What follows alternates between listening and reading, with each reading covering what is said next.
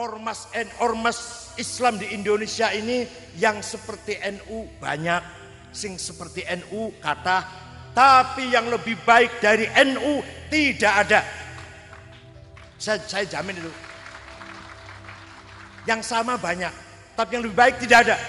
Kenapa? Karena saya ketua lembaga persahabatan ormas Islam, Syarikat Islam, Perti, Al-Irsyad, Persis, PUI, Matul Anwar, Wasliyah. Jadi satu Pak, ketuanya saya.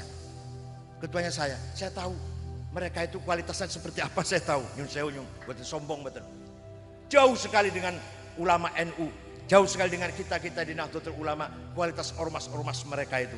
Tapi mereka kebanyakan seperti NU dalam cara berpikir. Tapi yang lebih baik dari NU tidak ada. Oleh karena itu PBNU itu menarik bagi tamu-tamu. Dubes-dubes semua datang ke PBNU. Amerika, Prancis, Inggris, Australia datang semua ke PBNU. Bahkan Menteri Luar Negeri John Kerry, Menteri Luar Amerika ngirim utusan namanya Muhammad Zafar, utusannya datang ke PBNU. Ingin tahu Pak NU itu. Kenapa?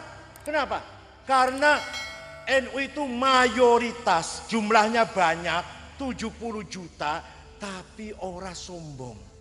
Biasane nang dindi, nek jumlahnya gede, sombong karo sing cilik. Suku besar menindas suku yang kecil, partai besar menindas partai yang kecil. NU jumlahnya paling banyak, justru melindungi yang kecil. Kita lindungi agama-agama kecil. Bayangkan Pak, Konghucu berapa persen, tapi mereka punya hari nasional, Imlek libur. Hindu berapa persen, punya hari libur nasional, Nyepi.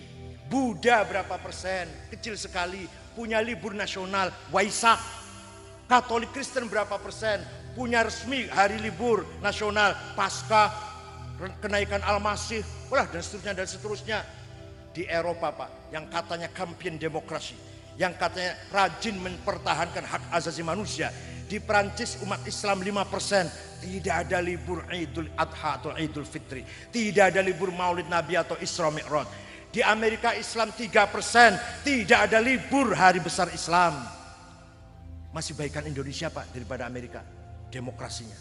Di kita ini kita toleran. Yang jumlahnya besar menghargai yang kecil, melindungi yang kecil. Paham betul?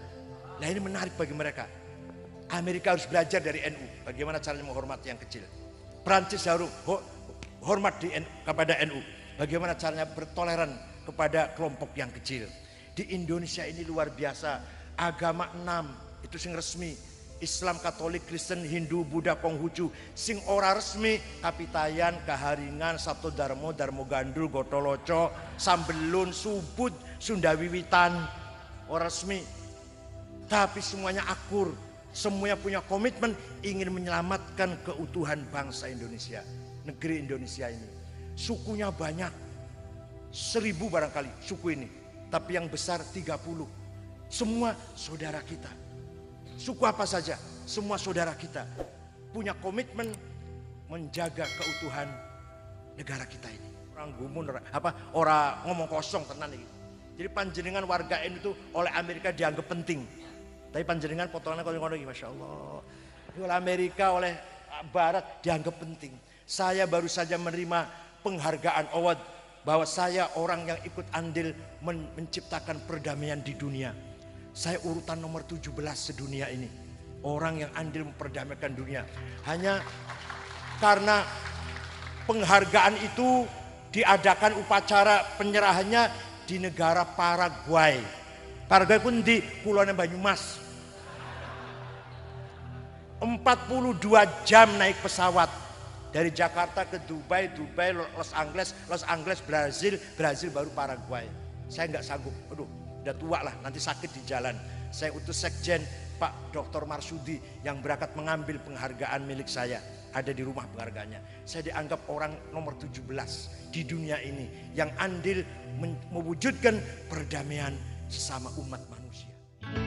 Assalamualaikum warahmatullahi wabarakatuh. Memahami Nahdlatul Ulama ke belakang, semua pihak akan memberikan apresiasi atas apa yang diberikan Nahdlatul Ulama kepada Republik Indonesia sebagai nation state.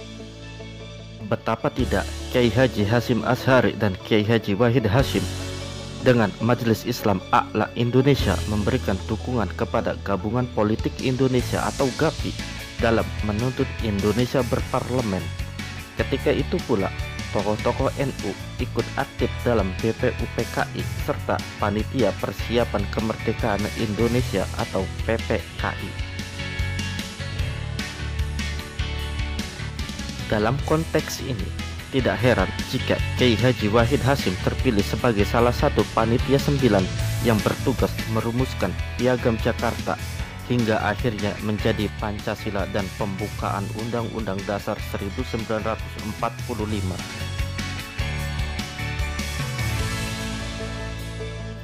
Membaca NU dari sisi organisasinya belumlah cukup, karena pada dasarnya NU harus dibaca baik dari sisi organisasinya maupun warganya. Saat ini justru fokus membaca warganya sangatlah penting dalam konteks menegasikan systemic injustice dan kesejahteraan.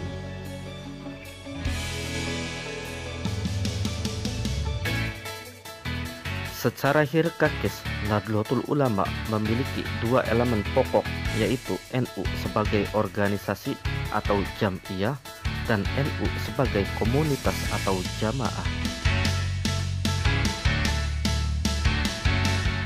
NU sebagai jam'iyah memiliki struktur yang jelas mulai dari pengurus besar sampai ke ranting yang ada di desa-desa atau kelurahan. Secara struktural, Nahdlatul Ulama berorientasi pada implementasi pengembangan agama Islam yang rahmatan lil alamin dan gerakannya adalah sosiokultural, sedangkan NU sebagai jamaah memiliki warga yang sangat banyak dan tersebar di seluruh wilayah tanah air. Dan Kiai Haji Said Akil Siraj dalam ceramahnya menjelaskan bahwa ormas di Indonesia yang seperti NU memanglah banyak, tapi menurut Kiai Said tidak ada yang lebih baik dari Nahdlatul Ulama, tidak ada. Bahkan Kiai Said menjamin karena beliau juga bukan hanya sebagai ketua umum PBNU tapi juga sebagai ketua lembaga persahabatan ormas Islam.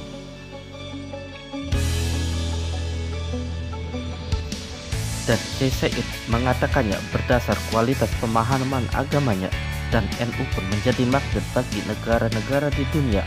Itu bisa dilihat karena banyaknya tamu-tamu dari berbagai negara yang ingin tahu tentang Nahdlatul Ulama.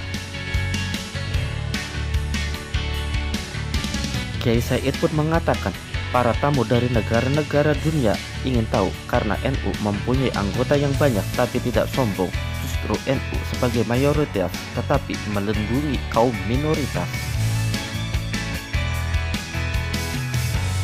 Dan dunia internasional pun kembali mengakui kiprah Kiai Haji Said Akil Siraj sebagai ketua umum PBNU atas konsistennya menjaga kerukunan beragama di Indonesia maupun di dunia.